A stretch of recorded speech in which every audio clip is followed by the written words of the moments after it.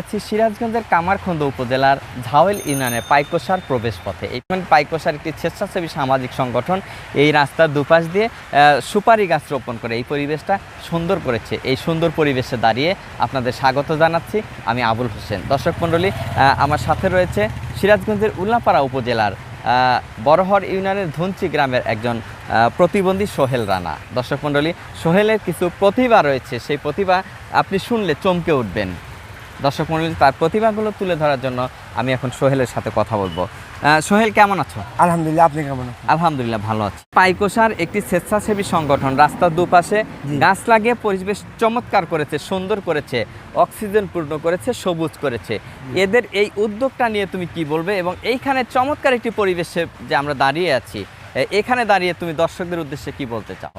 আমার বাড়ি চরধুনচি, উল্লাপাড়া থানা, বড়হর ইউনিয়ন।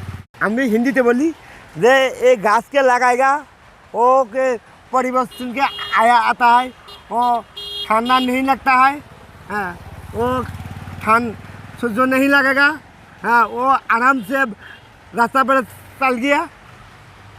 মালয়েশিয়া ভাষা saya itu ini orang itu kayo diorang oke diorang matahari itu matahari tabayala.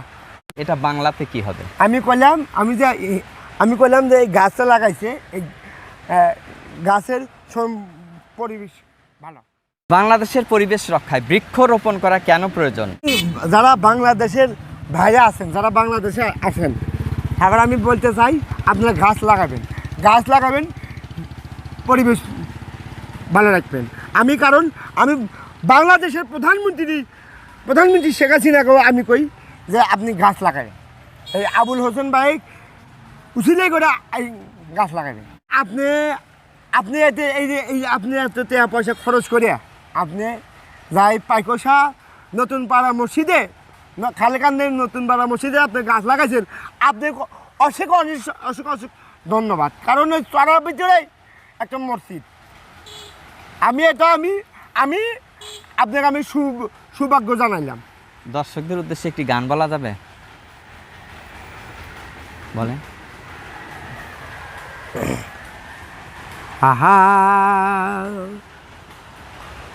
ওই দেখা যায় আমার বাপের বাড়ি, আরে বন্ধু ওই দেখা যায় আমার বাপের বাড়ি। মানুষের প্রত্যেক করছি যে আমার এই এই এই এই সিরাজগঞ্জ জেলা ধরে আমাকে চেনে, আমাকে সিরাজগঞ্জ জেলা ধরে চেনে। আমাকে দেখলি মানুষ কয় যে আমার একটা ফেসবুক আইডির নাম আছে সোহেল আজমেরি, আমার ফেসবুকের নাম হলো সোহেল আজমেরি। আমি লেখাপড়া পারি না, আমি ভয়েসের মাধ্যমে আমি কথা কই। আচ্ছা, আমি এইভাবে আর ঘুরতে চাই না। আমি বিয়া শাদি করে সংসার করে চাই। সেক্ষেত্রে কার কি সহযোগিতা প্রয়োজন রয়েছে? আমি সবাই কাছে আমি যশোরা যদি সহযোগিতা করে তাহলে আমি বিয়ে করতে পারবো। আমার পরিবার আছে, আমার মা আছে, বাবা আছে, আমার একটা ছোট বোন আছে, আমি ভাইয়ের মতো আমি একলাই। আমার চাচাতো ভাই একটা আর চাচাতো বোন দুইটা। আমার পরামর্শ কি যে এই যে রাস্তার উপর দিয়ে যে গাছ লাগাইছেন, আমি যারা গাছ লাগাইছে আমি হাজারবার সালাম। আপনি দর্শকও করে আমি হাজারবার সালাম। সময় দিয়ে গুরুত্বপূর্ণ কথা বলার জন্য জি অক্সিজেনের ফেরিওয়ালা ফেসবুক পেজ অশেষ ধন্যবাদ এবং কৃতজ্ঞতা জানাচ্ছি। আপনাকে ধন্যবাদ।